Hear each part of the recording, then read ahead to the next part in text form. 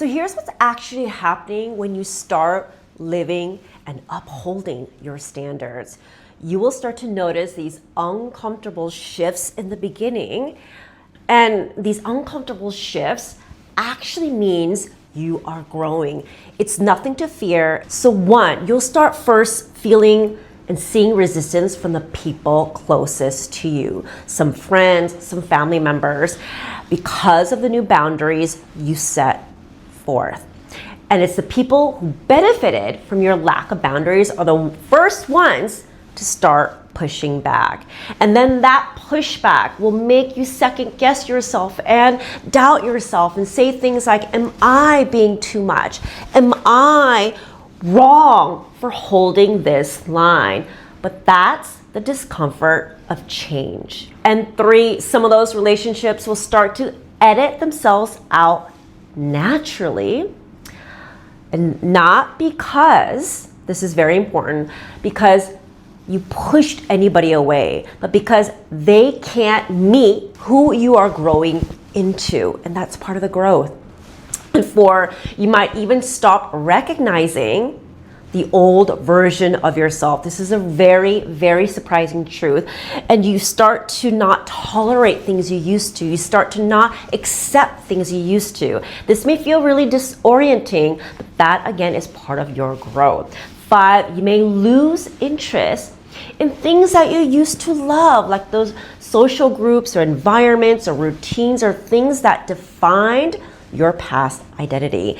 And try not to look at it as judgment, but simply as things you do not align with anymore because of your new standards. And six, it may become lonely at times when you go through these growth stages. And the right opportunity, the right environments, the right people are the ones that will find you. So don't lose faith. That empty space is actually where alignment happens. And finally, you will feel pushback from within. Your own mind will try to convince you to go back to what's comfortable, back to what's familiar. That's what our brain wants to do, to make you feel comfortable and safe. But comfort isn't in growth. Now here's what I want you to hear. Discomfort isn't a red flag. It's actually a green flag, because discomfort is what growth feels like. I'm sure you've all heard the saying that growth doesn't happen in comfort. Just like when you work out a muscle you haven't used to, it feels sore and shaky and even painful, right? But you know, when you feel that soreness, it's that your muscle is working, or that you're working a muscle that you haven't worked. It's the same story when you're trying to learn a new language as an adult. I mean, I certainly can relate. I live in Lisbon. Some of you may know, in Portugal, I didn't have to, because most people in Portugal speak English really, really well, like fluently and perfectly. But I personally wanted to. And every time I tried to speak, I felt awkward and insecure and embarrassed. I felt silly. I felt like I didn't sound right. But in order to get to that level of fluency, I had to go through the awkward stages in the beginning. It's the same with standards. If it feels too easy, chances are you're not stretching yourself into anything new.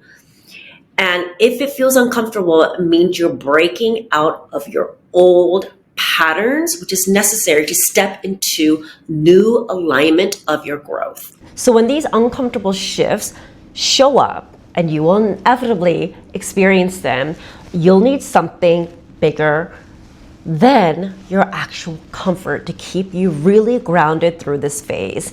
And that's what I want to share with you next. It's going to be your courage.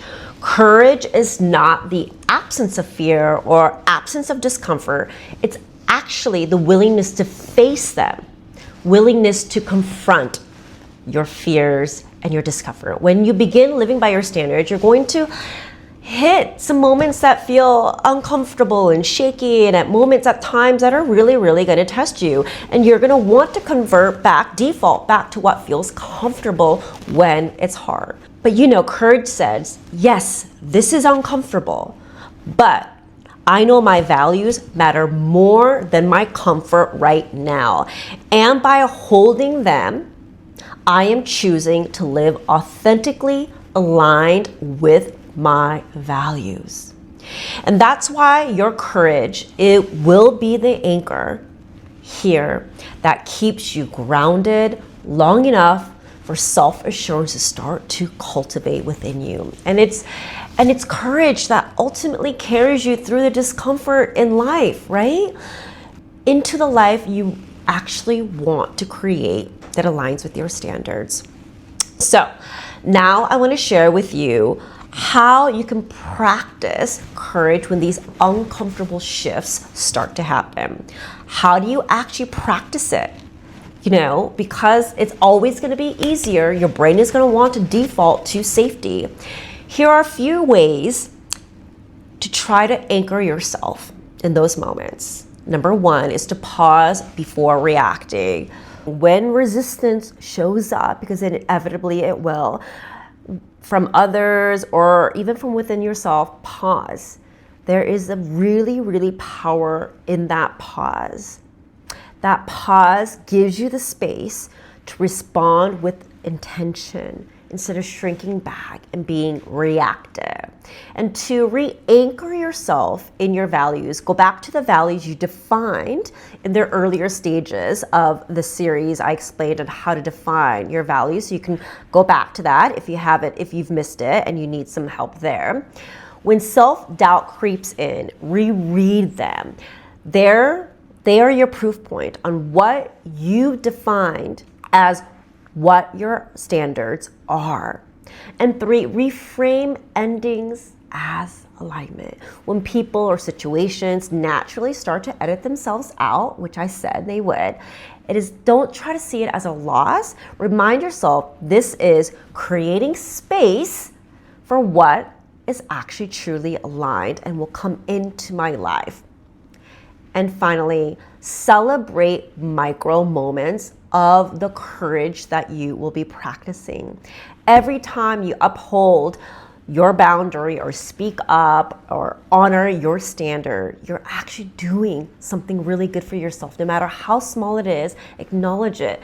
That's how you reinforce courage until it becomes second nature. And you tell your subconscious that you are doing this self for you in alignment with your standards. So yes, living by your standards will feel uncomfortable in the beginning, just like anything new that you try.